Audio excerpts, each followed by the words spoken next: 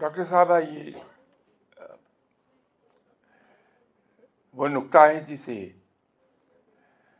بہت کلیئرٹی کے ساتھ بیان کیا جناب حضرت امام غزالی رحمۃ اللہ علیہ نے.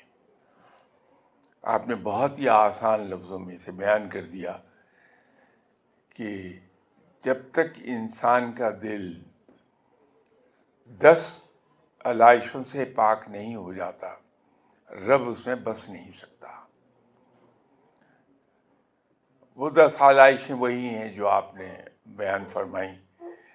کینہ ہے، حسد ہے، لالچ ہے، بغض ہے، غصہ ہے، حرص الطعام ہے، حرص الکلام ہے. یہ 10 علائشیں جب تک دل سے نہیں جاتی، رب اس میں نہیں بستا کہ رب تعالیٰ بہت پاکیزہ ہے. جس دل میں پاکیزگی نہیں ہے تو اتنی پاکیزہ ہستی وہاں کیسے آ کے رہے گی؟ تو دل کا صاف ہونا بہت ضروری ہے. جو آپ نے فرمایا کہ اس کو صاف کیسے کیا جائے، بڑا آسان سا کام ہے، اور وہ یہ ہے کہ اگر ہم اپنے نفس سے لڑتے رہیں، اور